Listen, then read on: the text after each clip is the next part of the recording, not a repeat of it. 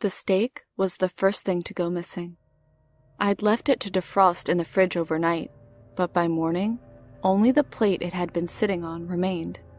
I asked my husband, Connor, about it, but he said he hadn't touched it, and our 7-year-old son, Jamie, was so thoroughly grossed out by raw meat that I didn't bother questioning him. It was a mystery I wasn't sure would ever be solved, the kind that would no doubt be a funny story you tell at a family get-together in the future. And then the sausages vanished a few days later, followed by a couple of chicken quarters sometime after that, and then a whole spiral-cut ham I'd been planning to cook for Connor's birthday dinner. "I swear, babe, I don't know what's going on," Connor said while we gazed down at the empty space that the ham had been in. We decided that it could only be one of two things. Either we had a very single-minded thief breaking in every couple of nights, or Jamie had suddenly gotten over his aversion to raw meat. But what would he even be doing with it? I asked. I couldn't imagine why a 7-year-old would start hoarding food out of the blue. He was well fed at every meal, had access to snacks when he asked for them, and had never once gone to bed hungry. It baffled both of us. Connor shook his head. "Only one way to find out." When Jamie came home from school that afternoon, we all sat at the kitchen table, our usual spot for more serious family discussions. Jamie kept his gaze on his lap, where his little hands were twisting nervously around one another. "I think you know what we're going to ask you," Connor said. Jamie half shrugged. "James?" Connor tapped the tabletop with his index finger. "Look at us." Our son glanced out of the corner of his eyes at us, guilt stamped across his face. "You want to tell us what's been going on with the meat?" I asked, matching Connor's stern but still gentle tone. When Jamie didn't answer, I added, "We know you took it." "Sorry," Jamie mumbled. "We just want to know why, little man," Connor said. "This isn't like you. You hate even looking at raw meat." "It's not for me," Jamie replied. "It was for all of us," I said. "But we had a lot, and he didn't have any, and he didn't like it when I tried to give him leftovers." "Who?" Connor and I frowned towards one another. "Smidge." "What?" "Smidge. He lives under the house, and he likes meat, and he's good and doesn't bother anybody." Connor and I exchanged another glance, this one tinged with relief. A stray animal hiding under the house was far preferable to some of the other things that had popped into my head. We tried to ask Jamie if Smidge was a dog or a cat, maybe even a raccoon, but he was unable, or maybe unwilling, to give us an answer. He stays in the back, in the shadows. It's hard to see him, but he makes happy noises when I visit, and he likes when I talk to him." After assuring him we weren't mad at him or Smidge, Jamie opened up a bit. He had seen something crawling under a gap in the latticework on the porch when he was playing outside one evening a couple weeks before, just a brief glimpse, and with all the infinite wisdom of a child, he decided to follow it. He claimed it had dug a deep hole in the far corner where it was darkest and mostly stayed in it when he visited. "He growled at first, but I kept talking to him, and then I fed him, and now he likes me." "When do you go visit him, kiddo?" I asked. "After you and Daddy are in bed. It was so I could feed him. He was very hungry." Connor and I made Jamie agree to stop bringing food to Smidge and to put an end to their nighttime visits until we could determine exactly what the critter was. Jamie pouted and kicked his feet, but promised he'd keep his distance from his newfound friend. To keep him honest, we even went through the fridge and made a note of what was there, just in case anything went missing. "What do we do? Call animal control?" I asked while Connor and I got ready for bed. "Not yet. I'll get under there in the morning and see what it is. If it's a dog or something, maybe we can consider keeping it." "I don't know," I replied doubtfully. I didn't want to get stuck taking on all the responsibilities of a pet that should have been Jamie's. "He's already done a pretty good job keeping it fed," Connor pointed out with a cheeky grin. I rolled my eyes and told him to turn off the light. The next morning while I took Jamie to school, Connor crawled under the house to see if he could locate the mysterious Smidge. A tiny kitten, black, fluffy, and purring wildly, was waiting for me in the bathroom when I got home.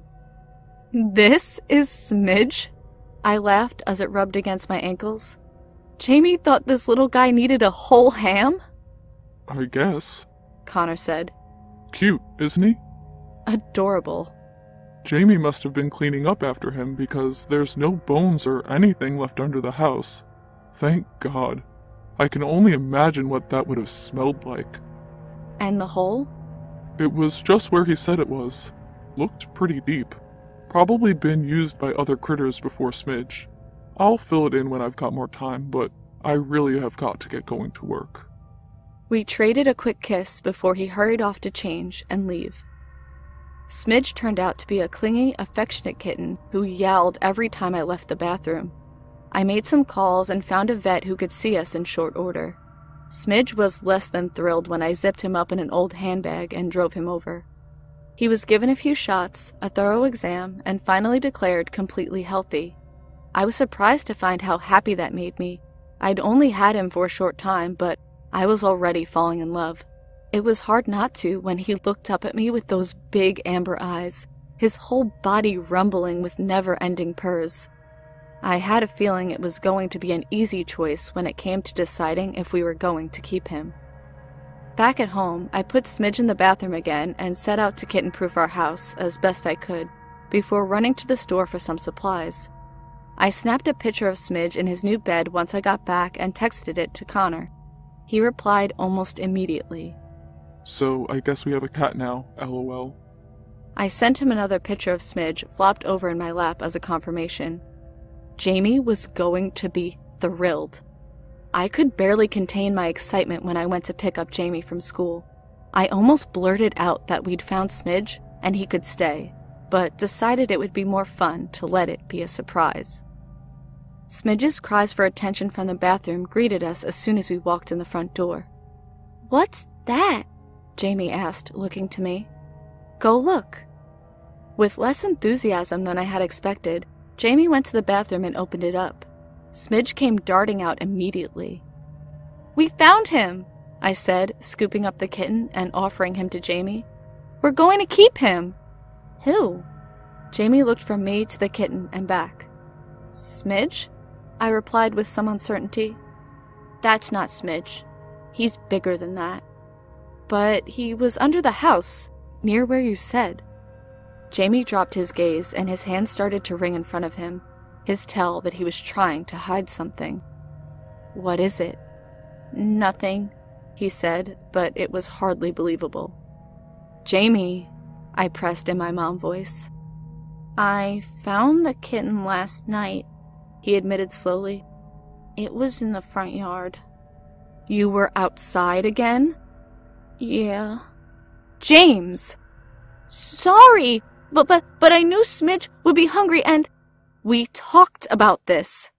"But I didn't give him any of our food." "Then what were you doing out there?" Jamie hung his head and shuffled his feet, and I had to keep probing and prodding until he finally broke down and answered me. I was checking on Smidge and telling him I was sorry that I didn't have food, and then I found the kitten and I put it under the house for Smidge." I couldn't stop my mouth from hanging open. My son, my little man, had tried to feed a live kitten to whatever was under the house. "He must have still been full from the ham, though," Jamie mumbled. Not knowing what else to do, I told him to go do his homework while I started dinner. I couldn't wait for Connor to get home so we could talk this over together. Kitten Smidge was around my feet, meowing and purring and kneading at my pant legs. I stared blankly down at him, wondering what had been going through Jamie's head. Connor barely managed to get through the door before I grabbed his arm and dragged him into our room to tell him what our son had told me. He wanted Smidge to eat the kitten? Connor had paused in the middle of removing his tie. "Yeah, that's what he said." I don't know how to feel about that. I mean, it's not like he was torturing it or anything. "I know, but it's weird, isn't it? For a little boy to try and make one animal eat another? It's nature, I guess. I don't know, Audrey. It definitely feels weird. Look, let's have dinner, think a bit, and regroup after. We can talk to him once we've figured things out better on our end. It was a quiet meal. Jamie seemed to sense the tension and kept his head down while Connor and I were each lost in our own thoughts. I wondered if I was overreacting, if it wasn't the big deal I was making it out to be in my head, but then I'd look down at Kitten Smidge, threading himself through chair legs and swatting playfully at our toes, and I'd wonder how Jamie could have looked at that same creature and wanted to feed it to another. I knew that animals eating animals was, as Connor said, nature, but that didn't make me feel any better about it. When we were done, Jamie asked if he could go out to play with some of the other neighborhood kids.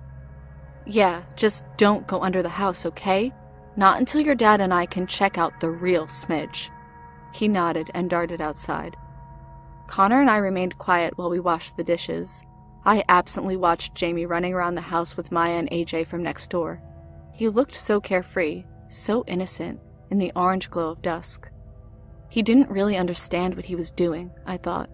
He was just trying to take care of Smidge, whatever Smidge was. And that wasn't a bad thing, really. A dog, probably, hopefully. Connor had come to a similar conclusion by the time we'd taken a seat in the living room to discuss it. Kids are impulsive. They don't think things through. It wasn't about hurting the kitten. It was about helping Smidge, Connor said. I think so too. We just need to talk about what he should have done differently. It was going to be an odd, possibly uncomfortable conversation, but we both knew we'd have to have it. We sat back with matching sighs, glad that we could navigate through this often strange land of parenthood together. We were feeling better, more relaxed, like we had a handle on things. And then the screaming started. We almost tripped over each other running to the door. By the time we rounded the corner towards where it had been coming from, it had stopped. Jamie was just finished pulling himself out from under the house, and I grabbed him by his shoulders, looking him over for any sign of injury. What is it? What happened? Connor and I asked. I wanted to show them Smidge. Who? Maya and AJ? Connor started to look around. Where are they? James? Jamie looked towards the gap in the latticework. Oh God. Connor breathed. Are they under the... His question was cut off by the sound of something tearing wetly, and then a long, slow churning. Connor staggered back a step, and I had to put a hand over my mouth to keep from being sick. Jamie looked solemnly up at us, still so carefree, so innocent. Guess Smidge wasn't full anymore.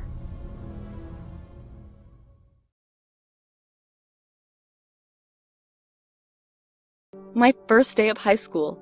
I remember how great it was. I was so nervous about everything. I remember opening my locker and grabbing my books for psych class. Someone knocked on my locker, and when I shut it, she was there. "What's up, neighbor?" I'll admit, I was thrown by this for a moment. "Hi?" I said. "Oh, sorry. My name is Veronica. The neighbor bit was because we're locker neighbors. Shitty humor, I know, but I thought it was coolish. Maybe?" I stared into her blue eyes for a moment.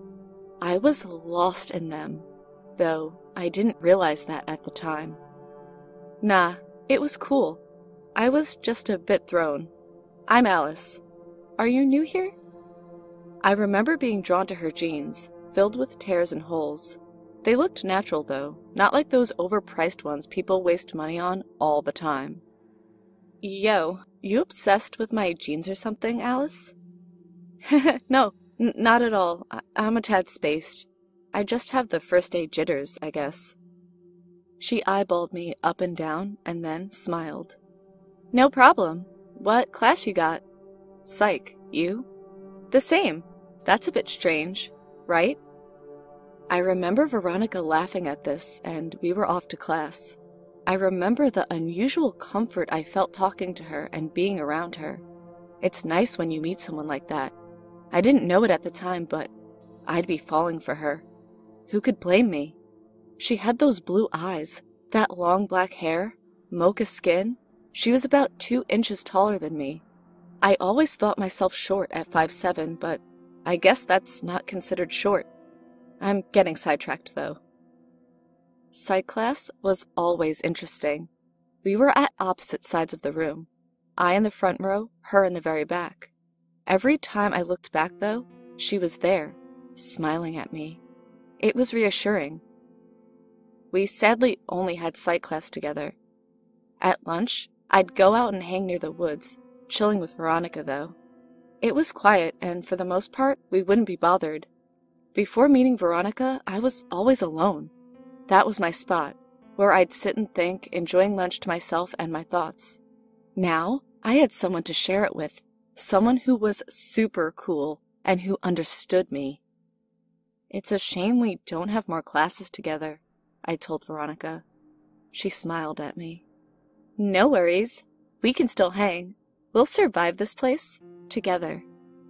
I remember her winking after that. Then the bell went off and it was back to class. Week after week went like that. We'd meet first thing in the morning, and then during lunch, we'd hang out. It wasn't a lot of time to spend, and yet I felt very close to her.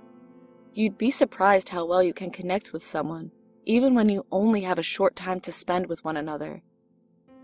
It was around the beginning of October when I realized Veronica might mean a tad more to me than I initially thought. There's this guy Todd who'd always make extremely lewd comments towards me. He'd call me things like sweet cheeks and tell me how he loved the shy ones. They were usually the freaks in bed, he'd say. I would tell the prick to move on and stop bothering us. Every time, he'd smile and say the crazy ones are the best in bed, before walking away with a smug look on his face. The beginning of October, that changed. He'd recently been in an accident. He was wheelchair-bound and not near as smug. I felt bad for him in some ways, but Veronica didn't. She had an intense smile as he came by, paralyzed from the waist down, and he apologized to me. He said he was truly sorry for everything, and he hoped I'd forgive him. I wanted to tell him I had, but I remember Veronica telling him to fuck off. I remember his shocked look as he stared at me and then silently moved on. He was wheelchair-bound now, and I wish I could say I was upset, but it was nice having her stick up for me like that. Someone stuck up for me. Someone cared. You know what that is like? Yeah, it's pretty damn great. I was always that shy, weird kid. No one liked that, and now I had a true friend who liked me for me and wasn't afraid to stick up for me. Anyways, I think it was shortly after this incident that the dreams began. I had dreams of Todd, more like flashes, screaming because his brakes on his car weren't working. Then the semi hit him. I guess it was only strange because I remember feeling delighted about it all. I felt as though I was living it, like I was there with him when it happened. That's impossible, though. I was home, sleeping. These soon-to-be more persistent dreams always ended with Veronica in the distance, smiling. That smile was reassuring. I felt warm when I saw it. Psych class, the first day after Todd apologized and the first night after the dream, I noticed Veronica wasn't in class that day. At lunch, though, she showed up. You okay there, Alice? I guess my face had lit up a bit much. I remember feeling a tad embarrassed. Yeah, I was just happy to see you. I thought maybe you were sick, seeing as you weren't in class this morning. She laughed. Nah, I had an appointment, so I was late. Sorry about that. Fucking bitch! A voice had cut us off. I remember looking up at Beth, Todd's girlfriend, and feeling a bit shocked. How could you say that to Todd? Veronica quickly cut in. Interrupt us again, you stupid whore, and you'll know exactly how Todd feels. I remember the sheer shock on Beth's face. She stared at me in disgust, and I remember her wanting to say something, but having no words. I remember her running off. crying. "You shouldn't let people push you around like that, Alice." I was shocked by what she'd said to Beth, but at the same time, I felt a rush and a warmth. Veronica smiled and grabbed my hand. "No worries. I've got your back, my friend." It was like she knew what I was thinking, and she always seemed to. That was the moment we became best friends. The moment I realized she truly had my back. A few days later, Beth was found in the bathroom, face cut open, scars too deep to ever be fixed again. People called her a freak. She had become the outcast. They said it was self-inflicted. She'd had a psychotic break, probably from all the pressure she carried trying to balance her straight A's and work, life, and other responsibilities. I'm not sure what happened to her after that. She was pulled out of school, and there were rumors she was committed. That night, though, I had another dream.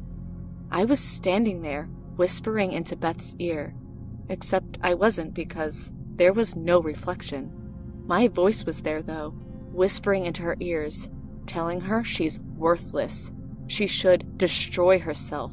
She was a hideous piece of shit who should be as ugly on the outside as she was on the inside. I heard these things, but I didn't believe them. She smashed the mirror with her fists and began crying. Beth grabbed the glass and slowly began to cut. She made the scars deep. It matched her face now.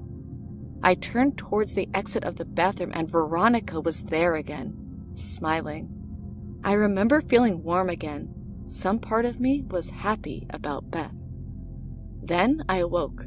I heard the sound of a tapping at my window. It was the sound of rocks. Veronica was outside, smiling at me. I remember thinking her smile was lovely. It was warm. I snuck downstairs and went outside. "What are you doing here?" I said, shocked, but it was clear from my smiling I was happy. "What else? I wanted to drop in like a creeper on my best friend.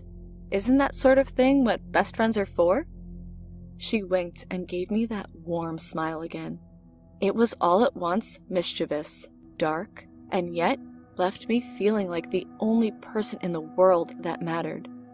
I think this was when I started to realize our friendship might be something more. It was the first slight hint, anyways. "Are you stalking me? Should I be concerned?" I said, half laughing. She gave this goofy face and laughed. "Totally. I want a piece of that pale ass. It's been a ruse, our friendship." I remember laughing. "What are you really here for?" She smiled again. "I wanted you to come sneak off with me. I've got a surprise for you." I started to hesitate, but she cut me off. "No worries. You're dressed fine." She winked at me again. We headed off together. I was curious where we were going, but she wouldn't say. Eventually, we wound up in the woods at an old shack. She had me sit on a log, and she sat next to me, laughing. "Look up, Alice." I did and was shocked to see how amazing the night sky looked. The moon was there and the stars were perfect. She pulled out some alcohol and we started drinking. I didn't remember much, but after I woke up, I was home, in bed again. There was a note next to me. It read, "To Alice, thanks for last night. It was fun. I know it was a bit of a surprise and probably not something you expected or will remember after all the drinking. Just know the best adventures in life are the unexpected ones. I'm glad you had fun and thank you for coming to my hideout. No one knows about that place, so that's our secret. I hope you had fun. You certainly seem to. Love, your partner in crime." I wasn't sure what had happened, but I remember smiling and keeping the note. The next few months were wonderful. Veronica and I would hang out together. We'd always sneak off to her place.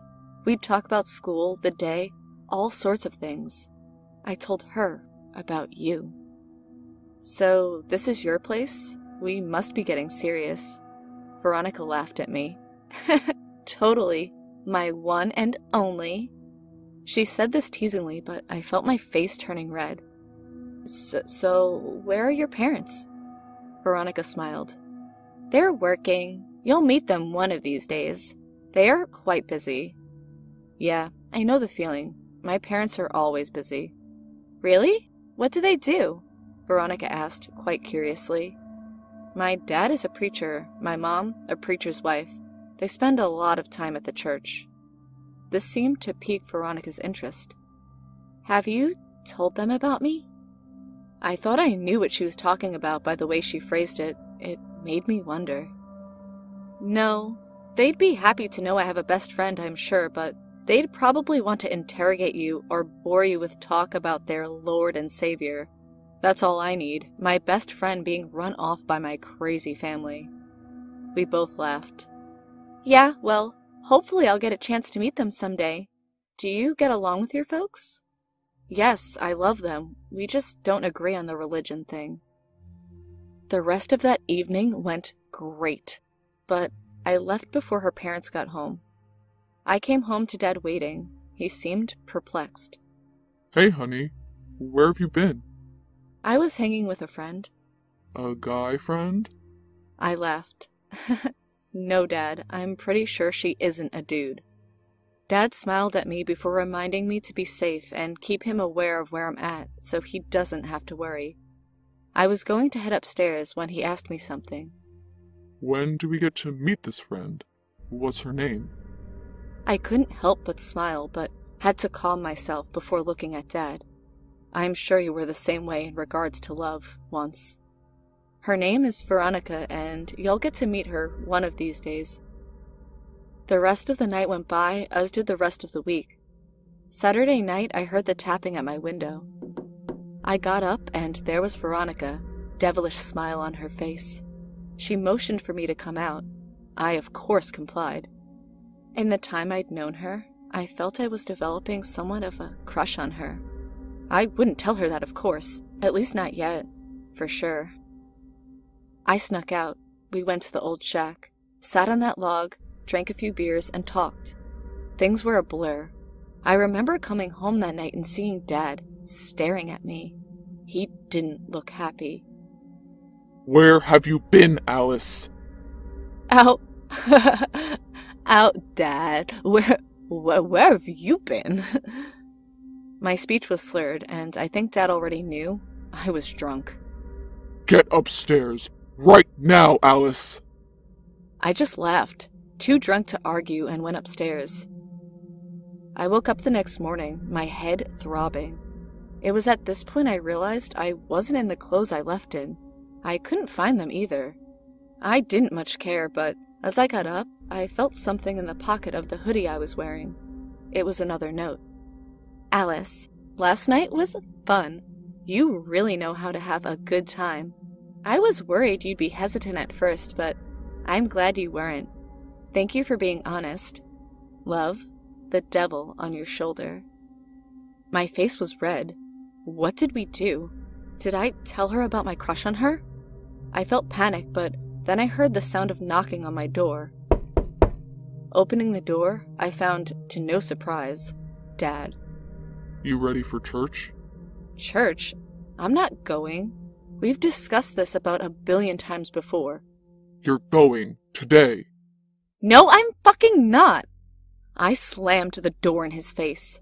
I know it was dramatic at the time, but I wasn't about to be forced into going to church. I told you guys that. I don't know how many times before. I remember him shouting at me through the door. Fine. You can forget seeing your friend again. I don't remember much other than opening the door. Next thing I knew, I was awake, in bed. You, Dad, and the family doctor staring at me. There were the usual questions. Are you okay? How much have you had to eat lately? How much did you drink last night? In the end, it was determined I just needed to take it easy. I was stressed, and the overwhelming nature of the stress led me to blacking out and fainting. I was given a note and had to take the next couple of weeks off school. I remember thinking about Veronica, if she'd miss me, what had happened. Then one night, I heard the tapping again. Hey, where have you been? Shh. If my parents see you, they are going to kill me. I'm coming down. I snuck out, and to my surprise, you both were sound asleep. Hey, I'm sorry. My parents caught me the last time I snuck out. Long story short, I got in trouble, blacked out at one point, and I'm guessing I hit my dad. I've got a note that says I have to take it easy. I'm overstressed. I looked away in shame, but she gently turned my head to face her and smiled. That warm smile. It's okay. Are you okay? I thought maybe you'd hated me after the other night. I laughed. I don't remember the other night. Should I hate you? I got your note. I was worried you might hate me. Never, Alice. I actually wanted to see if you were up for sneaking out again. I wanted to object, but her grin was not something I was going to say no to. Of course, but we have to be more careful. Veronica just grinned. That night was wonderful. We drank, talked, and then she said something to me. I want you to meet my parents. Tomorrow. I felt myself turning red. Okay. I remember shifting a bit before she moved in and kissed me. I was in shock, and at the same time, I had never felt so alive. Veronica smiled and told me good night. I snuck home, and that was that. I slept well that night, despite the dreams I was having. I saw the old shack. I saw bags. I think one of them was breathing. Veronica was smiling at me from the corner of the room. I woke up. It was after Dad left that Veronica showed up and brought me to her folks' place. They were sweet, though they acted shocked by the fact that I was there. They wouldn't stop asking who I was, what I was doing in their house. Things ended more amicably, though. I got them to calm down, and Veronica helped. We explained everything to them. They complied with everything we asked. They told us they believed us, but they were a bit dramatic in their expressions. I told them I loved their daughter. They gave me their blessing to be with her. They looked odd, though. They kept shaking their heads up and down in agreement, but their eyes had the look of shock. I guess I couldn't blame them. I mean, I don't think they were aware their daughter was into girls. They were very accepting, though. Well, what I remember of it. I think at one point Veronica said she wanted to talk to them, alone, and told me thank you for doing this with her. Shortly after that, we did some painting for her parents, and I remember getting red paint all over me. That's what Veronica tells me anyways. Apparently we did some drinking. I'm a little fuzzy on it, I'll admit. After that, I came home, and to my relief, Dad wasn't there. Nor were you yet. The news was on. They kept going on about the disappearances around town. People had been going missing. No clues, just missing. I turned off the TV and got in the shower. I threw out my clothes and went about my day. That night I had the strangest dream. I saw Veronica burying 2 people near the old shack. Upon waking up, though, I was finally ready to go back to school. I was excited. The day went normally enough. At lunch, Veronica came up to me. She had that warm smile, as always. Hey, I want to meet your parents. Do you think that'd be all right? I panicked at first, but she kissed me, and I forgot everything for a moment. Yeah, how about dinner time? Is it cool with your parents? She grinned. I'll see you then. I bet you remember how that went. Dad was the only one here. I told him I wanted him to meet Veronica. I told him she was my girlfriend. He looked shocked, but Veronica promised she'd handle it. Give me a moment alone, she said with that smile. Next thing I know, you come in freaking out. You were going to hurt me. That's what Veronica said. So I took that knife out of Dad and buried it in your chest. I couldn't stop, you know. Veronica was right there next to me promising it would all be okay. I'm guessing she killed Dad. I don't remember for sure because he was naked and we were covered in blood. I knew, though, that I loved her, and I was going to kill you. You were going to call the cops on her. On me. That's what Veronica said you'd do, and I loved her! You understand, right, Mom? Dr. Alana's notes. The patient Alice continues to believe I'm her dead mother. She makes references to this Veronica. There's no record of Veronica at Alice's high school, and there have been several cases where people noticed Alice talking to herself at school. Update. Several bodies were found near an old shack in the woods, buried. It appears to match those missing around town. It's believed that Alice committed these murders. Another thing to note is, Alice and Veronica's connection, as of late, is waning. Alice seems to be losing touch with Veronica. She's complained she's not around anymore. Some nights, she is heard crying. She still believes she is talking to her dead mother every time we have a session. I'd like to believe it is likely that Veronica is either another personality or imagined completely. However, another patient by the name of Beth was admitted a while back for carving her face up with glass from a mirror she broke. She claimed a girl told her to do it, a girl matching Veronica's description. You wouldn't believe it, Doctor. The girl said the meanest things, but she had the warmest smile.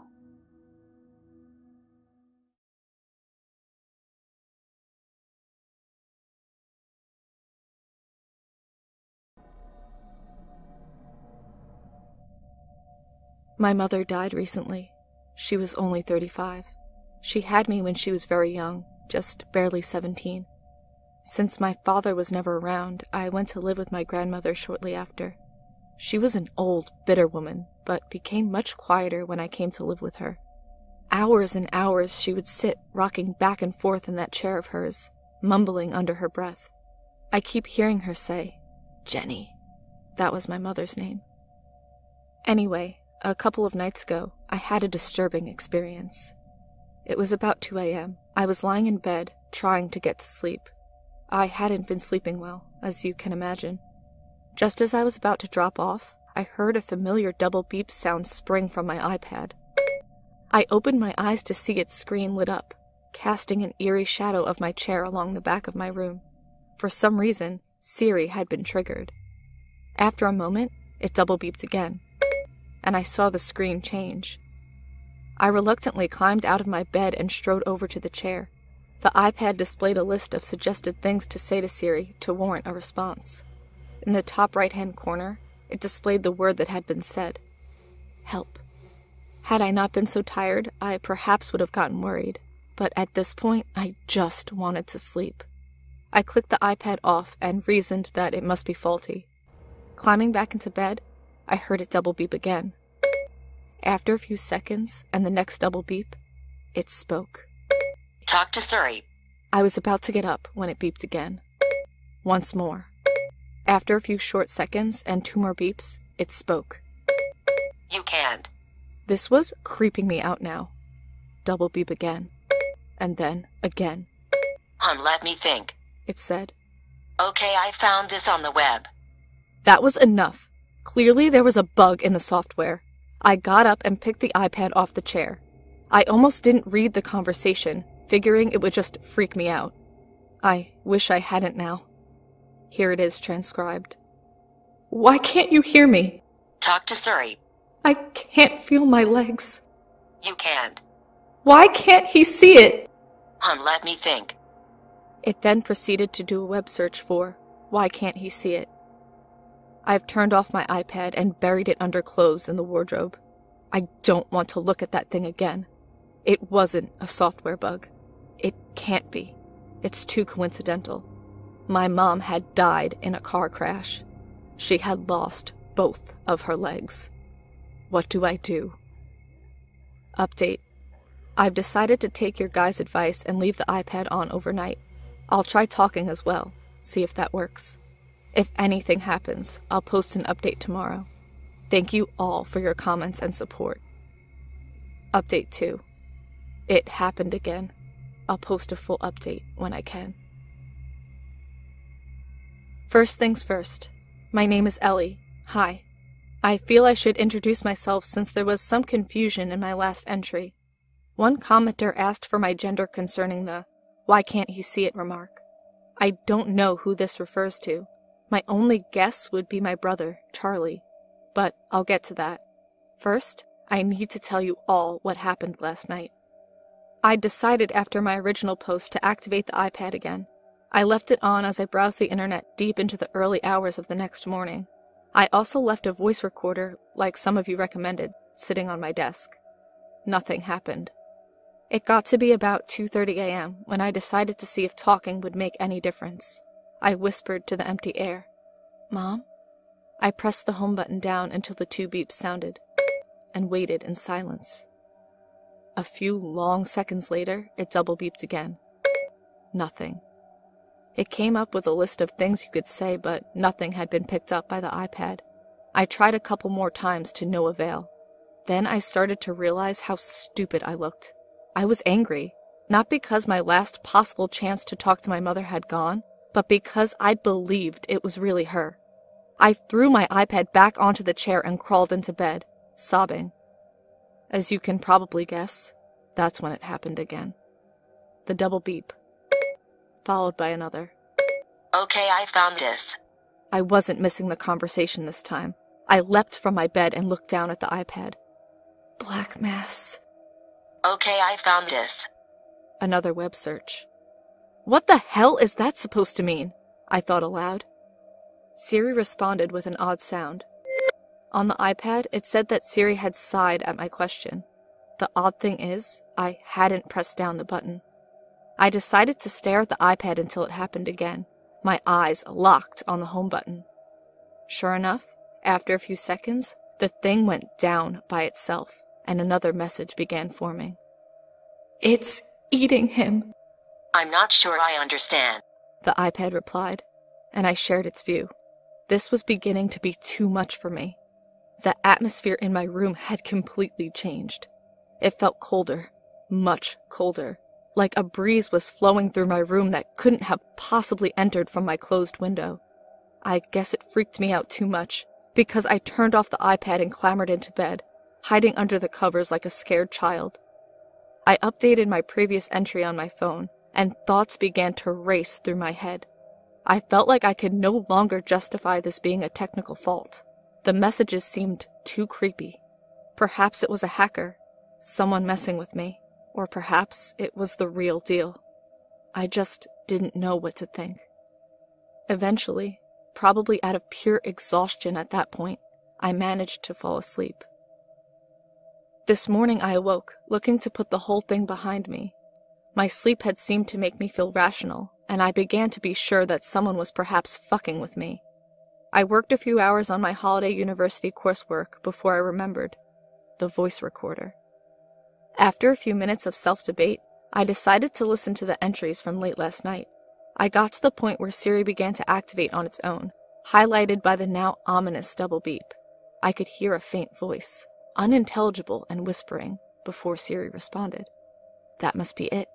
I began to even entertain the idea that it was my brother messing with me in some kind of sick joke. Perhaps he was in the toilet that separated our rooms, whispering at the walls so Siri would pick it up. He's not the type for those kind of jokes, though, and he's only 12. Eventually, I reached the point where I threw the iPad on the chair and returned to bed. The voice that came out of the recorder next was disturbing, to say the least. It was female, but distorted, like it was shouting from the bottom of a well, or you were on some wacky drug trip trying to listen to someone speak. The voice only uttered 3 words, but they seemed to be ringing in my ears now. "Help him, Ellie." I believe now that it is my mother. I just don't know what to do. What the hell did she mean by black mass? Was she trying to reference something? If any of you have any ideas, they'd be much welcomed. I just want this to be over now. Update. Something terrible has happened.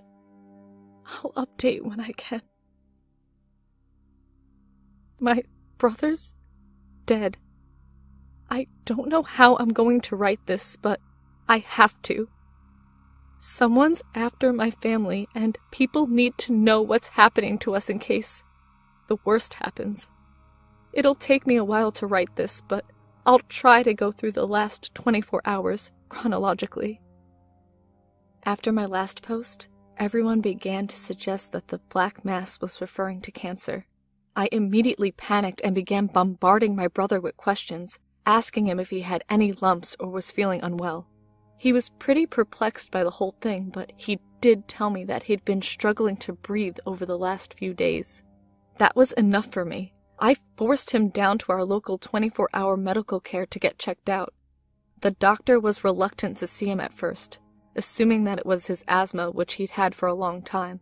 But I was insistent, and I wasn't taking no for an answer. I didn't care if we had to camp outside the center. I was keeping my brother in range of a doctor. Eventually, my brother's breathing began to get worse, and after being unable to find a cause and having had multiple breaths of an inhaler, the doctor decided to perform an emergency something-oscopy to see if anything was wedged in his throat. I didn't really know what was going on, but at least something was getting done. As they were rolling him into the operating room, he managed to look up at me and utter a few words through his strained breath. I love you, sis. A tear formed to my eye as I knelt down and kissed him on the head. Good luck, I whispered. They began to wheel him away when it happened. He started to convulse violently, with blood beginning to drip from the side of his mouth. I was frozen in horror, but swiftly pushed out of the way by one of the doctors. They began to frantically operate on him, using all manner of machines to keep him alive. Yelling and buzzing echoed in my ears, but as everything fell apart around me, I only noticed one thing. My Siri had turned on in my pocket. This time, I didn't need to look to know what she had said. I don't understand. It's killed him. But I can search the web for it if you like. It was at this point that I caught a glimpse of the most horrifying thing I'll ever see in my life. The skin on my brother's throat began to just dissolve. It looked like something was trying to force itself out, pushing from the inside and melting the cells in its way. Eventually, the skin had fully withered away, and green fluid came pouring out of the hole, a mix of blood and what looked like acid. I fainted on the spot. When I awoke, I found myself lying on the sofa in the waiting room. A young doctor with a kind face was sitting beside me. I have some bad news, he said. I didn't even hear his next words, though. I didn't need to. My brother was dead, killed by whatever had dissolved or eaten his throat. I almost threw up at the thought of it. I was immobilized for the rest of the night. The doctors took me home, where my grandmother was still rocking on her chair. The doctors told her what had happened, but she simply looked at them with dead eyes before returning to staring out the window and sipping her tea. They seemed almost ready to take Grandma away to test her, but I told them a white lie that she was not all there. Truth is, she really hadn't been since Mom died, so it wasn't technically a lie. I didn't sleep that night. In the morning, I got phone calls from various people, mostly policemen, but I just listened and hardly said a word. Officers came to search Charlie's room, but they couldn't find anything of note. Eventually, I was left to my own silence. I couldn't move for hours, just staring at my iPad. I wanted more than anything to communicate with my mom, or my brother. Anyone will do. Just tell me what I had to do. What I had to do to get the fucker back that killed my brother. It was only a few hours before Siri provided the answer. His friend. I don't know who your friend is. The inhaler. Okay, I found this on the web. Desperately, I searched my brother's room for his inhaler, before shortly realizing that it was in my pocket. I still had it from when he was using it at the doctor's office. I examined it closely. It didn't take long for me to notice what was wrong. Stuck inside of the inhaler was a thin mass of black substance. I tried to scrape it out, but it was stuck tightly to the inside of the mouthpiece. There was no telling what it could be without handing it to the police for whatever analysis they could perform. But first, I had to see something. I held the inhaler out in front of me, facing horizontally, and pressed the button down. Along with a puff of medicine that spread from the mouthpiece, a thin disc of black substance flew out with it. It was going particularly quickly, but quick enough so that it wouldn't lose momentum for a while. It sailed far enough across my room that I couldn't see it land. A wave of nausea fell over me as I realized that my brother had taken this inhaler around 10 times at the doctor's. Had I quickened his death? Why would my mother tell me to help him if there was nothing I could do but make it worse? My phone buzzed and shocked me out of that line of thought. I walked over to it and picked it up, seeing the text that had just been sent to me. The number was withheld, though I had no idea how it was possible to do that with texts. The text said, "Well, it's better if I show you."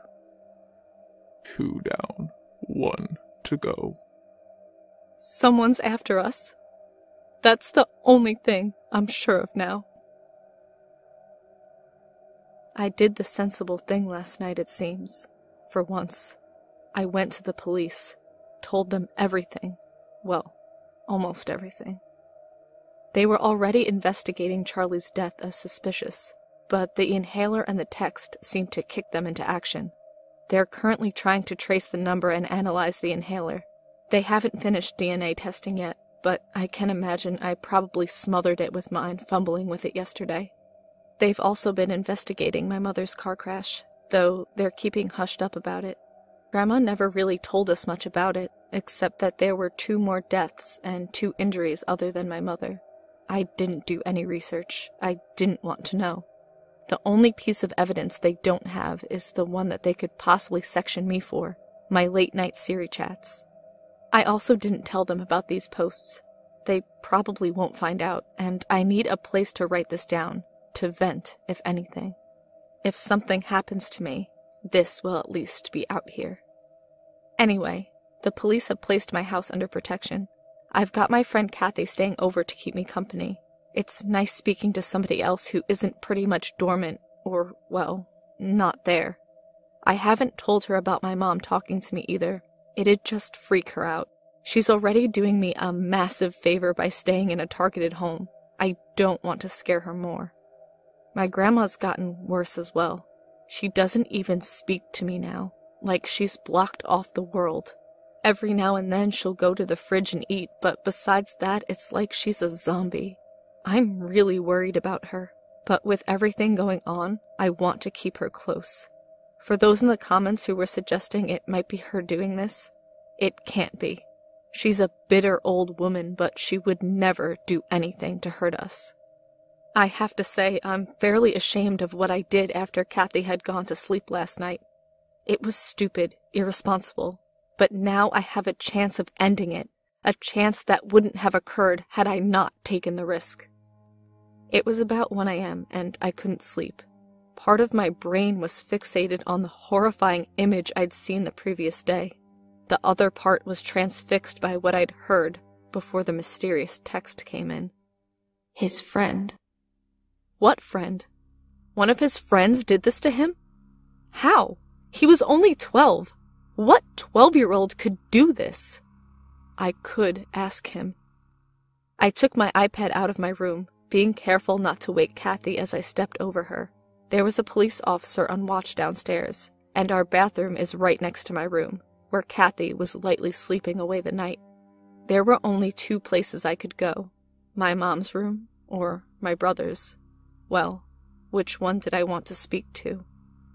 I hadn't been in Charlie's room since searching for the inhaler. It was eerie, and yet at the same time it was calming. It still felt like Charlie was here. I opened up the iPad and set it down on the bed. Charlie, if you're here, say something after the beep, okay? I tried to make my voice as soft as I could. I pressed down the home button. 2 beeps. That wavy line twisted and turned as I waited. A few seconds later, his response came up. There's a funny whistle when I breathe in, What is it? My web search turned this up. I was almost in tears. Is Mom there? Yes. I thought so. Oh, shut up, Siri. Charlie, I need to know who your friend is. The one who... I didn't know what to say. How do you ask a child who's responsible for his death? The one who put the black stuff in your inhaler. Danny. Danny, our new neighbor. It was only a week ago that I first met the Richards. It was 2 weeks after my mom's accident, and they'd just moved into the neighborhood. John was an old American man with one arm. The other one had been lost in Vietnam. He was a friendly enough guy, polite and well-mannered, but just off. I don't know, he gave me the creeps. His son Danny, though, was adorable. He acted like his blood was made up of caffeine, jumping around his living room like the floor was actually lava. I came in with Charlie after dropping him off, and was invited in by John for a cup of tea. I felt impolite to turn him down, so there I found myself, sat in his living room watching Danny and Charlie play, while John was upstairs fetching photo albums to show me. Now, I have to admit, I'm a snooper. I like to check out the people my little brother visits. I was only pursuing his hallway for a few minutes when I found an open door that led into a basement. Peering in, I saw that it was littered with weird laboratory equipment, like a meth lab. "Jesse, we have to cook," I joked to myself. A hand was placed on my shoulder, causing me to jump and swivel around. It was John, lurched over me with a menacing look on his face. There was no photo album to be seen. "It's rude to snoop around other people's houses," he said, almost mockingly. There was a hint of glee in his eye, as if he was enjoying telling me off. I apologized and made an excuse and left. When I picked my brother up, I didn't see him, just Danny frantically waving out of the window. I hadn't thought about Danny since then. He seemed like a nice kid, if a little eccentric, but his dad, and that laboratory hiding below his house, it was too convenient. I had to check it out. Now, the sensible thing to do would have been to tell the policeman downstairs. Of course, I had no way of explaining to him how I acquired this information. My irrational mind decided that the rational thing to do was grab a flashlight, climb out my window, drop onto my conservatory and down to my garden, then vault over the fence to the Richards' house. It was an incredibly stormy night, so I couldn't see much. I scanned the back wall, trying to spot an entrance to the basement hidden somewhere in the shadows. I found it nestled at the side of the conservatory, its doors already unlocked. If the owner was keeping secrets in his basement, he wasn't doing it very well. I timed my entering of the basement with the crackle of thunder, making the doors slamming back down almost inaudible. As I crept down the stairs, the darkness hit me like a wall. I reached in my pocket and lit up my vision with the flashlight. It was as I suspected.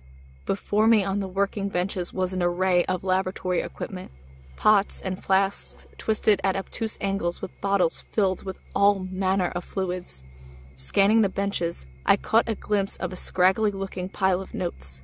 Most of the notes were filled with complex equations and diagrams that I couldn't get my head around, but the last page was definitely something I could understand. It was a letter addressed to Mr. Arkin from Medical Services. I recognized the name, but I couldn't place it until I had finished reading the letter. As per Mr. Arkin's request, the letter had detailed the injuries and causes of death sustained by his family members in his accident. His daughter was killed by shrapnel piercing her throat all the way through. His wife was killed by a slashed abdomen as she was flung onto a piece of glass upon impact. His mother, who was still alive, received massive brain trauma and subsequent brain damage. That was the moment I remembered. The accident. Mr. Arkin was the other driver. We'd never heard about the other injuries or causes of death, only that there were 2 deaths and 2 injuries. Mr. Arkin must have been the other injury, but why was this letter here? Then it hit me. John's arm. I heard a creak upstairs. It was enough to shock me into action, and after scrambling up the papers and putting them on the desk, I crept back out towards the door. trying to time its opening once more with the thunder. I threw it open just as the upstairs light came on, shining light into the piercing darkness of the basement. I leapt out and shut the doors fast, my heart racing. I clambered back over the fence, hitting my head on the paved floors as I landed in my garden. I maneuvered our ladders up to my window, checking first that the officer wasn't in the kitchen in front of me, and climbed up. I'm surprised I didn't wake Kathy up as I fell back into my room, panting and soaking wet. I guess she isn't such a light sleeper after all. This morning I sat and tried to comprehend what I'd read last night. Pierced her throat all the way through. I just couldn't stop thinking about my brother and the hole now burned through his throat. If that was John, I was going to kill him. I began to well up with anger and sadness before I heard the landline ringing in the distance. The officer was patrolling outside, concerned about the movement of the ladders, so I answered myself. "You like snooping, don't you?" said the familiar polite voice. I took a while to respond. "What do you want from us?" "Come meet me at Ashen Park, 2 a.m. tomorrow. Bring your iPad." With this, he hung up. This was around 6 hours ago now. My iPad. So it was him. It had to be. He's been fucking with me, feeding me useless fucking information. He's been taking big risks, but it's all got to be a part of his game. I don't know whether to tell the police or go myself. If I do, I'm either going to kill him, or he's going to kill me. It's over. Finally. I've lost my family, but it's done. I can rest now. I'm alone sitting in my room. I would love to tell you that the police managed to catch John Richards, or John Arkin, whatever, and he's now looking at a sizable jail sentence. I'd love to tell you that when I saw John for who he was, I only had hate for him. Things are rarely so black and white in this world.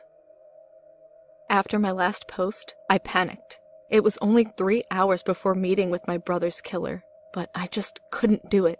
I sobbed uncontrollably as I tried to tell the officer what had happened over the last few nights. I had reason now to tell him about the Siri chats, since I was convinced at that point that John had been hacking my iPad. Soon after, there were at least 5 officers and 2 detectives listening to my story with watchful eyes. For some reason, it seemed they believed me, though they weren't happy about my breaking and entering escapade the previous night. When I was finished, the lead detective, his name was Sanders, asked me the question I knew would follow. He asked me to go to the park. Within less than an hour, I was wired and suited up. Bulletproof vest, panic button, earpiece, the works. The police had tried knocking on the door to see if John was in, but got no response. Since they couldn't just barge in without a warrant, they had to get proof this way. Kathy had gone home earlier in the day, so my grandmother was left with 4 officers on guard at the house. The cliché blacked-out car followed me at a distance as I approached Ashen Park. All was dark and there was no figure in sight. I decided to sit on the swings and wait for him in silence. Sitting there in the park brought back memories of me and my brother playing when we were younger, with my mom watching unconcerned that we were going to break our legs or something ridiculous like that. I chuckled to myself through the tears. I waited almost an hour, but he didn't show. I don't know whether he had seen the blacked-out cars and freaked, or whether this was all a ruse to get to my grandmother. If he tried that, he'd run into a lot of trouble. My grandmother was safe. We returned to mine at around 2:30 in the morning. My grandmother was soundly asleep and alive. The officers reported nothing unusual, and I figured that John had just sulked away into the shadows. For a brief moment, I thought that maybe it could be over. He could have gone away, frightened by the sight of the police, and would never come back. Kinda naive, I know. I'm not sure what happened next to get me to this point, but all I remember is waking up in a place that reeked of the vile smell of decay. I opened my eyes and examined my surroundings. I was in a large, dark room with the windows blacked out so no light could be let through. The only light sources were lanterns scattered across the various workbenches along the walls. It looked oddly familiar to the basement, as the benches were lined with similar equipment. The only distinguishing feature was a group of monitors lined up along the backside of the hall. They were showing the inside of someone's house, though I couldn't make out whose from there. I assumed it was mine. That's when I realized I was not alone. Past the monitors, barely illuminated by the flickering lantern, was a one-armed figure. He had his back to me, and appeared to be fiddling with something on one of the workbenches. Behind him, facing me from across the room, was a black-haired figure. He was tied to a chair, and his head hung limp, slumped over his knees. I couldn't tell if he was out cold or just exhausted. "Stand up," said the calm voice from across the room. John turned around as I obeyed. He held a kitchen knife firmly in his hand as he stared at me. His hand seemed to be shaking a little as he walked over to the slumped figure on the chair. "Do you recognize him?" He pulled the unconscious figure's head up. I didn't recognize him, although he looked familiar. I shook my head. "No. It's your absentee father," he said coldly. I had never seen the man before in my life, but the familiarity was there. His eyes were the same deep green as my brother's, and he had the same oddly rounded ears as mine. I didn't know for sure then, but that man was my father. Without another word, John slit my father's abdomen open, spilling his guts out over the chair and onto the floor. I shrieked in horror as I cascaded back to the far wall, my father almost depressed like a balloon as he slipped off the chair, his insides still flowing from his body. John didn't express any emotion at all. He simply stared at him, showing no indication of what he was thinking. Eventually he turned around again and slotted the knife into his belt. I was still vomiting on the back wall, so when I stopped to look, he was standing about a meter away, holding an iPad that was undoubtedly mine. He held it up in front of him, before lowering it to speak. "I can't make it work." With that, he threw the iPad onto my lap. "Make them speak to me." I didn't know what he meant at first, but then it all started to unravel in my head. "I heard you speaking to them. Your family. How? Little bugs in your house told me." He turned his body to allow me to see a figure entering the dark room. It was Danny. He looked pale and was walking in a slow-paced fashion, almost limping. At first sight, he seemed like a zombie. "My boy," he said, as he tucked Danny under his remaining arm. "My good little boy did what I asked him. Needed to give him some medicine first.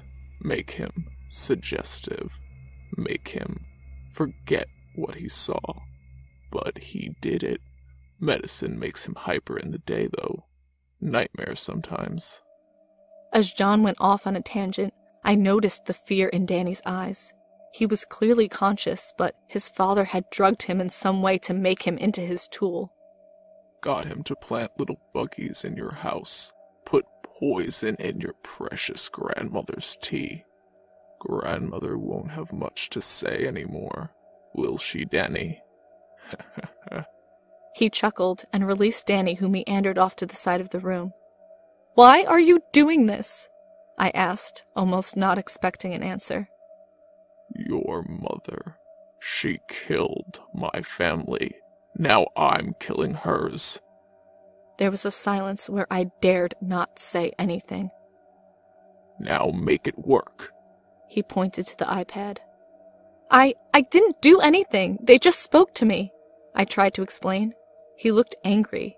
He wasn't taking no for an answer. He grabbed my shirt and hauled me to my feet, then pushed me against the back wall. "Make it work, or I swear to God I'll kill you." There was nothing I could say to appease him. After a few seconds of silence, he grabbed the iPad out of my hand and tossed it across the floor.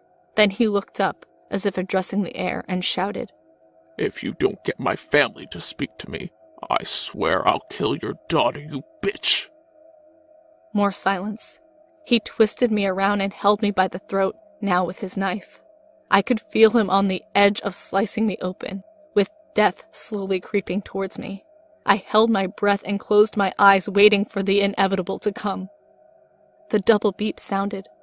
John's eyes darted sideways as his grasp on me slipped. It was enough. I elbowed him in the stomach, sending him falling back to the floor. Once he was down, I turned and jumped on him, trying to wrestle the knife from his hands. His face was screwed up in anguish as he fumbled with his hand to keep the grip on the knife. Then it happened. He contorted his hand to try and release the knife hilt from my grip, but accidentally twisted it towards him. The knife cut deep, and his throat was already bleeding out by the time I realized what had happened. I climbed off him as he dropped the knife to his side.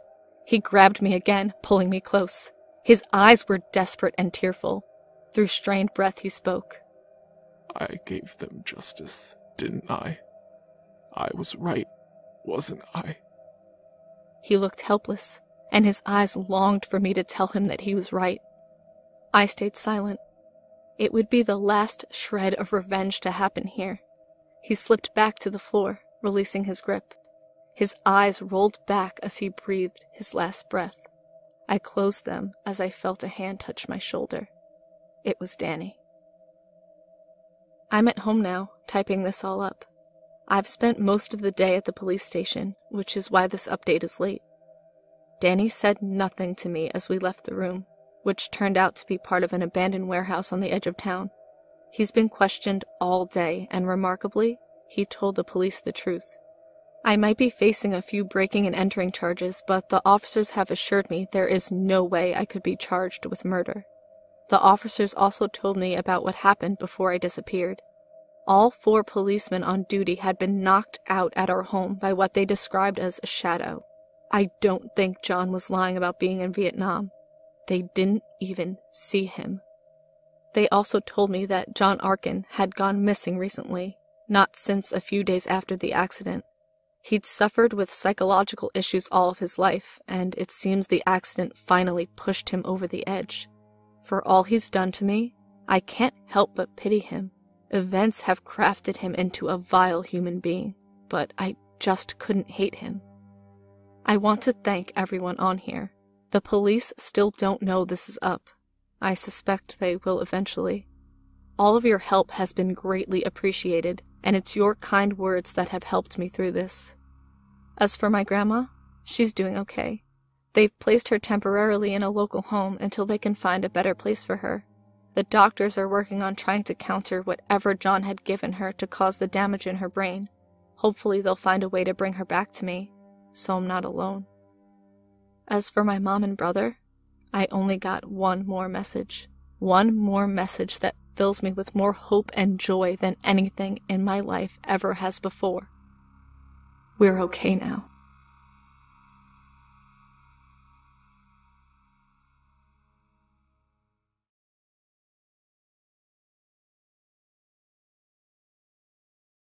Hello, world. Today is a very important day. It is my 34th birthday and the last day I am on this earth. Let us take a step back into time and see what went wrong and what got me into this predicament. My nickname in the papers was the SS Killer, Skittles Slaughter, for I killed, tasted, and created every color of the rainbow out of the image of my mothers. This world wasn't always bad for me. I had 2 loving mothers whose names will not be in this confession. One of which was like the devil herself. The other felt more like a troubled angel. Mom 1, the devil, she had green eyes and blonde hair. Mom 2, on the other hand, had black hair most of the time and brown eyes. Since birth, Mom 1 had been a living hell. The moment I came out of Mom 2, Mom 1 said, "He looks like Elvis and a werewolf. I hate how ugly he is." It was from this moment on that ruined every relationship I had or ever would have. Not all of my childhood was a complete loss, though, for when I was mentally and physically abused, Mom 2 would step in. mostly in hiding, so Mom 1 didn't see. She would give me candy since I wasn't allowed any sugar growing up. Out of all the candy Mom 2 would bring me, Skittles and white chocolate were my favorites. White chocolate is what she would call me because my first crush was a woman of color, but not one of the rainbow. Eventually, Mom 1 died. Her cancer finally caught up with her, and she was no more. You would think at this moment I would be filled with joy. The bitch is finally gone, but, however, I was filled with sorrow. Because with her death, so went my chance of making the green-eyed devil love me. Shortly after her death, Mom 2 changed, for the worst. She started by dyeing her hair red. With her new hairstyle, she became much more like Mom 1. I thought of the song Paint It Black by the Rolling Stones. I see a red door and I want to paint it black, because I wanted my old mom back. The Skittles and my nickname stopped too. I was no longer white chocolate. I was just the middle child. This is what started my hunt for the colors of the rainbow. I wanted to find someone who looked like both of my mothers. Someone to love me with the love I so craved as a child. The first color of the rainbow was Original Red. Her name will not be written here either, so let's call her Lady in Red. Lady in Red was tall, about 5'9". She had black hair and bright green eyes. She seemed so perfect, and she had a son and was Russian. With her, I thought of the song Rasputin. She believed he was a holy healer who would heal her son. But she wasn't the person I thought she was because, once my money stopped being spent, she saw the weirdo and creep I was underneath, trying to hide. She blocked me and shortly after found a new man. I couldn't handle rejection again. No, not this time. So I found out where she lived and I was just going to kill her and move on, but her son got in the way, so I had to take him out as well. I simply just snapped the child's neck so he wouldn't feel too much pain or have to watch his mother die. Lady in Red, on the other hand, I let her suffer. I stabbed her in the belly as she bled out, tied to the bed. I went to the mental hospital to cover up my tracks and spent Thanksgiving locked up. Next came the color orange, the new red. She was short, much like Mom 1, and had green eyes just like her too. She came over on Christmas Day, and it felt like Santa was looking out for me this year, even though I wasn't a good boy. Much like the first, she wasn't the one. She loved someone else in prison. I don't know what the fuck I did wrong, so it was time to end her as well. I took her for a walk to my favorite place to go as a child to relax. I told her to look at the river flowing, and as her heart seemed to melt, I put my neighbor's tomahawk through the back of her skull, thus ending Orange. Yellow didn't last very long. She was the first to have brown eyes and blonde hair. She was so sweet, we even planned on going on a camping trip together that never happened. So one night, when I knew she was in a tent, I put on my panda suit and butchered her like a fish for wasting my time. Once again, the colors of the rainbow broke my heart. Didn't bother covering up my tracks this time, but I should have because green was a cop. She was short, much like Mom 1, and had green eyes, blonde hair with black strips. She seemed perfect, but she was coming in close in the case, and I had to let her go. She didn't have a kid, but she did, however, have a Russian cat, which was close enough for me. I really liked this one. She was older and gave me the love Mom 1 never could. However, I had to choose between being caught or feeling love, so I killed her as well. First, I killed the cat, drowning it and then skinning it. I took the bones to sell my soul to the devil to get one wish of $50,000 and a wife with green eyes that only loves me. Then, I hung the cop from a tree and made it look like she killed herself. The next color of the rainbow was blue.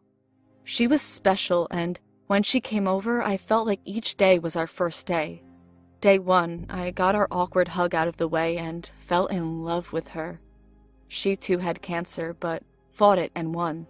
She was tall, 5'9", green eyes, half black, half blonde hair. She might be my golden ticket, but I had to see the rest of the colors through first. The last color was purple. I found her at a haunted house, but she wasn't the first person I noticed. The first was a woman who won't be named, but she had blue eyes and black hair, much like my imaginary friend growing up. She was in a bad mood since the place was far behind and not set up the way it should be, so me and my new friend tried setting up the best we could. I didn't want to disappoint my imaginary friend that had helped me through so much over the years. That's when I saw Purple. Long black dress with even longer legs. She had purple hair and her birthday was a few days away from mine. I don't know what it was that made me sick, but I went home and never came back. I knew I couldn't date Purple since she too loved someone else, so I hoped to make her a friend. But I never had a real friend before, so I bought her gifts. White chocolate, a toy for her son, and Crayola rainbow candies to dye her mouth the colors of the rainbow.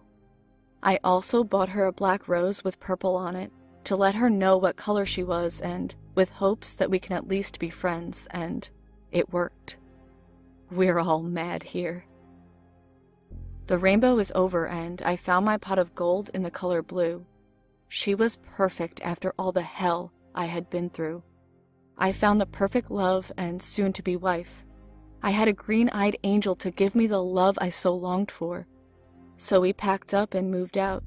The song that came on the radio as we drove away was Long Road to Ruin by the Foo Fighters.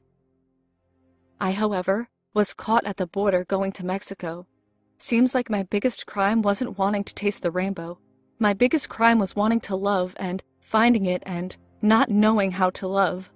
Because if your mother never loved you, you can't love yourself, and if you can't love yourself, how can you love someone else?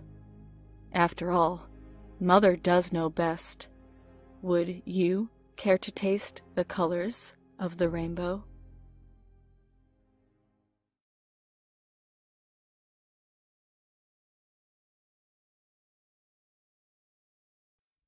Please help me. I'm scared. Last night, I packed up my suitcase like I always do. A few pairs of shorts and t-shirts, nothing too complicated. 2 bathing suits, some flip-flops, and those mini toiletries you can buy from the travel aisle in Target. My running shoes and some sports bras were included too. I love to work out, even when I'm on a vacation. It's a blessing and a curse. I slung my backpack on, packed with my iPad and a few snacks, and headed out the door. My boyfriend volunteered to chauffeur me to the airport, if not a little begrudgingly. He was a bit jealous that I was going to have a girls' weekend with my best friend. Not the fact that I was going to spend a few days with her, but that we were spending those few days in Maui. I couldn't really blame him. He dropped me off at the airport and helped me unload my suitcase. He gave me a long kiss before sending me on my way, much to the annoyance of the traffic director that was ushering everyone along. It was a slow day though, so there wasn't too much guilt in the kiss. We're young, we're in love, let us have our moment. After checking in at one of the self-service kiosks and tagging my bag, I went up to have it weighed and accepted. I was shocked when the bag came up 10 pounds overweight. Did someone slip a brick into it as a joke when I wasn't looking? I rolled the bag away to the designated repacking area and began to shuffle through the clothing articles in the bag. We were going to Hawaii, for Christ's sake. There was nothing in that bag that constituted it weighing 60 pounds. I stood dumbfounded in the middle of the repacking station, just staring at my bag. I could hoist it over my head, toss it, deadlift it, so what the hell was the matter? I re-zipped the bag and made my way to a different weighing station. This time, the bag read as 30 pounds. I noticed the lane I was previously in had closed and brushed it off as an error in the equipment. The attendant where I was now paused, her brows furrowed. Your flight has been rescheduled due to inclement weather, miss. Inclement? I just checked my flight information and the weather. Are you sure? I was wary of the previous mistake with my bag's weight and felt sure something similar was happening now. Yes, ma'am. The earliest flight I can reschedule you for is departing tomorrow at the same time. I was a bit flustered now. I hummed to myself and thought, can you give me a few minutes? I need to call someone. I stepped to the side to allow another customer to be helped while I dialed my boyfriend. He answered on the third ring. Hey, what's up? Did you forget something? No. I knew I sounded frustrated and could imagine my boyfriend taking on a worried expression. They're telling me that my flight is canceled because of the weather. What? That's crazy. Hold on, let me pull into a parking lot. He paused for a few minutes before speaking up again. Here, let me check the flight details before heading back your way. Another pause. There's nothing on the website or any weather app about inclement weather for your flight.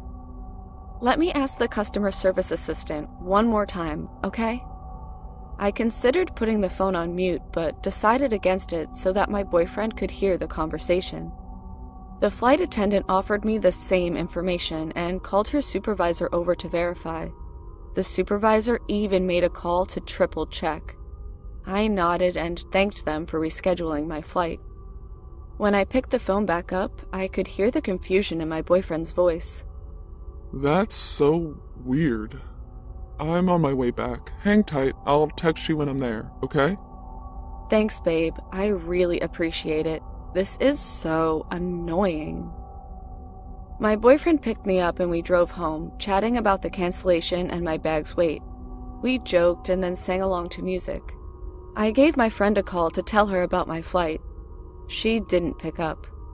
I figured she was probably already on her plane and would get the call when she landed.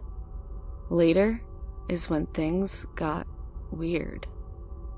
I took a nap because I got up so early to pack. When I woke up, I had a few missed calls from my friend and a note from my boyfriend that he left to go get Chinese takeout. I listened to the voicemails from my friend and realized she had obviously not gotten my call. Jesus Christ! Please answer! I saw the news! Please tell me that wasn't your flight! Please!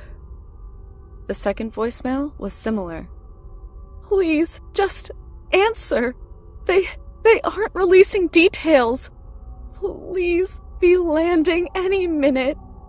Please, just... The line crackled with her sobs. The third voicemail was eerie. It was silent for minutes until the very end. The voice was deep and electronic sounding. You owe us. A shiver ran up my spine and my blood froze in my veins. I turned on the TV and there it was. The flight I was supposed to be on went missing over the ocean. Gone. Vanished. My heart raced as I thought of all the recent downed planes that were never recovered. Could this really be happening? Or am I hallucinating? I'm scared. I feel paranoid, like someone is watching me. Who do I owe? What is happening to me? And why me? I can't relax. I've closed all the blinds and drawn all the curtains in my house. I triple-checked to make sure all the doors are locked and bolted. I'm hoping that all of this is a prank, but I know that it's not. I feel guilty and anxious. I just want my boyfriend to get back home so I can talk to him, so that he can verify that this isn't some messed up dream I'm having. He made it back, and I practically jumped out of my skin when I heard the front door opening. He had a bag in one hand and his car keys in the other. As soon as he stepped inside, I grabbed the food from him and tugged him into the living room, where the news coverage on my flight was being dutifully updated. He looked at the TV with his mouth gaping, and then turned to look at me like I was a ghost. He shook his head slowly before reaching out to touch me. Tears gathered in his eyes. What if you're dead, and I've gone insane? The fear contorted his face, and I was speechless. It felt like I had dove into icy water. My body was in shock. I couldn't feel my boyfriend touching me or my body shaking. All I could focus on was the rapid beating of my heart. I sat down and unlocked my phone. It sounds silly, but I couldn't bring myself to call my friend back until someone else was with me. The voicemail had shaken me greatly, and I didn't want to be alone for the sake of chancing my line connecting with whatever haunting voice I had heard earlier. I tapped my best friend's contact to call her back. My phone didn't ring. It made a strange, elongated beeping sound that filled me with dread for some reason.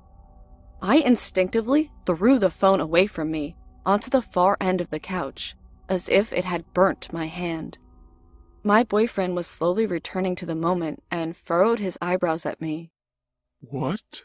He questioned, gesturing at the phone. In that split second, I was faced with a decision. Do I tell him about the voicemail? Do I share some of this burden? Or do I err on the side of safety and shield him from whatever the hell that cryptic message means? I decided on the latter. I love him too much to ever place him in harm's way. I stuttered out an explanation. It keeps making a weird sound. He was obviously still in awe and didn't take much note of my strange behavior. I'm sure he chalked it up to the knowledge that I was here instead of at the bottom of an ocean. After a few minutes, he hugged me.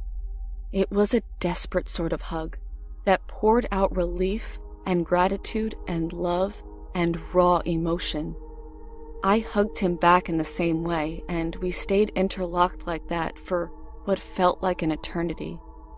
When we finally broke the embrace, he kissed me on the forehead and went into the kitchen. That's when I got the next call. My phone lit up, and I scrambled over to snatch it up and answer it. I hoped it would be my friend, but I knew who it was. I answered it. The same electronic voice answered. You were smart not to implicate your boyfriend. Now he may continue to exist. The line seemed to go dead afterwards, but I remained motionless and silent with the phone pressed against my ear until I heard that haunting phrase again. You owe us. I walked into my bedroom, not really sure what I was looking for. I scanned the room, searching for anything that seemed off. My stack of law school textbooks was still precariously stacked on my bedside table. The bed comforter was still neatly made. The light was still on.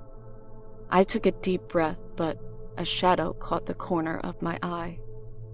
I shouldn't have done it, but I had to. The shadow was coming from behind the curtains of the window. I brushed them aside and peeked through the blinds. All the wind was sucked out of my lungs. Standing between our house and the neighbors was a man. He gave me a tight-lipped, blood-curdling smile and gestured with his finger for me to come to him. I blinked hard and fast, willing the image of the man that was now burnt forever in my mind to go away. He didn't move. I locked eyes with him, and he moved his mouth slowly. You owe us. I burst into loud sobs, hoping that this was a horrible manifestation of survivor's guilt, that I wasn't really indebted to whatever us the man and the voice on the phone had been referring to. My boyfriend ran into the room, jarred and asking me what was wrong. I couldn't tell him. opting instead to bawl into his chest as he held me. With one arm around me, he yanked the blinds open with his free hand. I snuck a glance, and the man was gone. I was momentarily relieved. After we ate and talked and comforted one another a bit more, my boyfriend and I got into bed. I laid there with my eyes bloodshot and wide open, listening to his breathing grow steadily slower and more rhythmic. I had been awake for hours longer than my boyfriend and finally gave up on sleep entirely. I got up and made my way to the bathroom to put my contacts in. As soon as I had done so, my phone lit up. Another call from an unknown caller ID. I answered it once again. Who is this? I choked out into the phone before the voice could come through the line. As soon as I asked the question, the doorbell rang. I dropped my phone and it toppled to the tile on the bathroom floor. I bent down and grabbed it, noting that the call was disconnected. I made my way to the door in a trance, not really sure what I would even do if the man I had seen outside my window was now outside my door. As I approached the door, loud knocks hammered against it. I looked through the peephole and was glad to find that it was the police.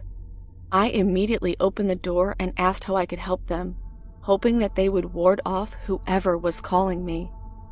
Miss, we need you to come down to our station for questioning about your flight. Our records show that you didn't board the flight today. It went missing almost 12 hours ago. I nodded my head yes. I have nothing to hide from them. I'm typing this last part quickly. I just got changed and brushed my teeth. I told my boyfriend what was going on. The police are waiting in my living room. I'll keep you guys updated as soon as I know more about what's happening. I'm finally home after being at the police station for hours. They realized pretty quickly that I knew nothing of much use. Apparently, they chalked up my flight being rescheduled to a technical glitch. Everything was uneventful until the end of the line of questioning. The officer I was speaking with informed me that the FBI had been called in to take over the investigation. At first, I didn't think much of this. To me, the FBI seemed like a natural step in the process of solving a possible act of terrorism. It wasn't until I left the interrogation room that I saw him. The man from outside my window. He was wearing a suit and looked important. He commanded the attention of everyone. Officers were diligently listening to him as he spoke about the missing plane, scribbling down notes as he went. I couldn't move my feet from their position on the floor. A few minutes later, he finished whatever speech he was giving and began to walk towards me. I couldn't breathe properly. My vision was blurry from the fear eating me alive. Hello, miss. I'd like to thank you for coming in on behalf of the FBI. I gaped at him.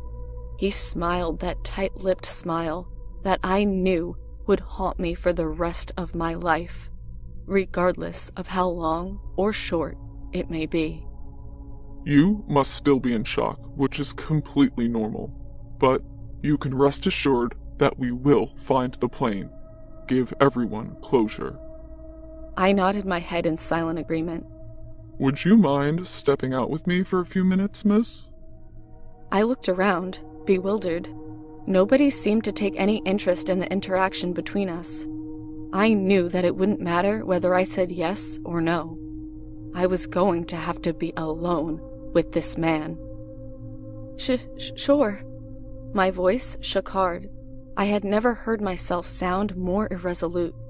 He smiled again, guiding me to the back door of the police station and holding the door open for me to step out. He followed suit, and we were swallowed up in silence compared to the bustling interior of the building.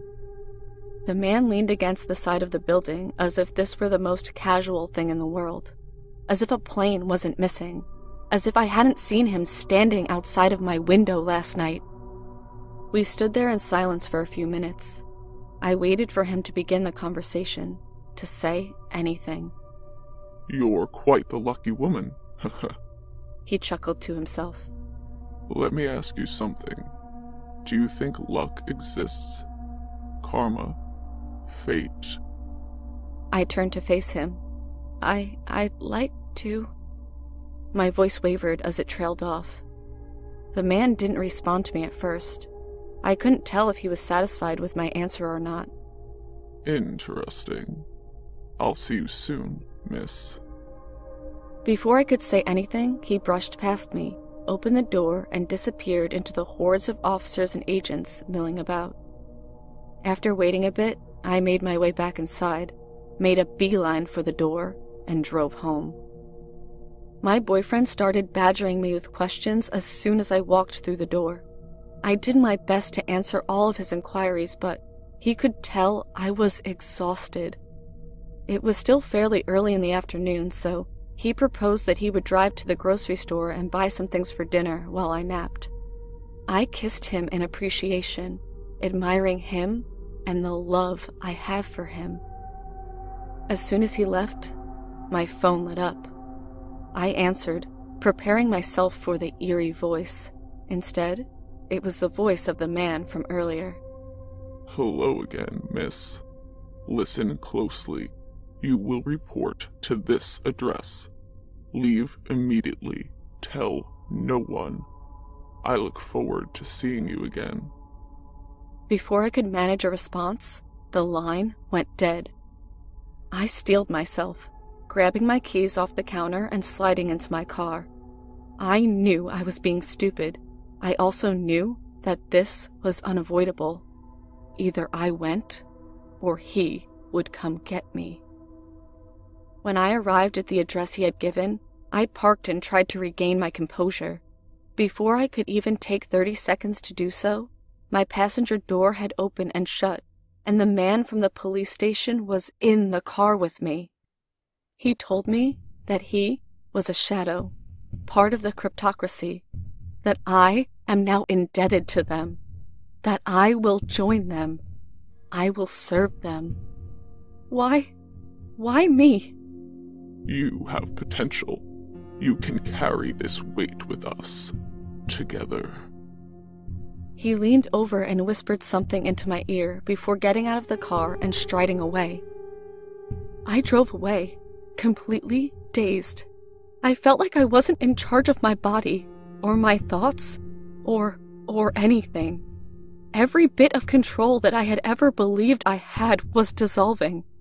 I talked out loud to myself in an attempt to calm down, but trying to piece together my sanity was futile. It was slipping through my fingers, right in front of my eyes. I stumbled inside, blind to the world around me. My boyfriend wasn't home. I sat down on the couch and started typing this. Maybe instead, I should kill myself. I'm scared. I'm scared that I'm going to live. That I'm going to carry more burdens like this. Forever. That I am now Atlas, shouldering the knowledge of all of the messed up things in this world. My phone lit up. I answered. It was an electronic, deep voice. We will come for you soon. You have much more to learn. I thought I was insane. I thought that maybe I was suffering from schizophrenia. That maybe I have cracked under the weight of my guilt for not boarding that plane yesterday. That there's been a break somewhere deep inside of me. But it made sense. It makes sense. They run everything. They know everything. Nothing that happens is without reason. There's someone at the door. I can prove they're real. Be careful. The Night Stalker, the Zodiac Killer, the Axeman, W. It was all encrypted.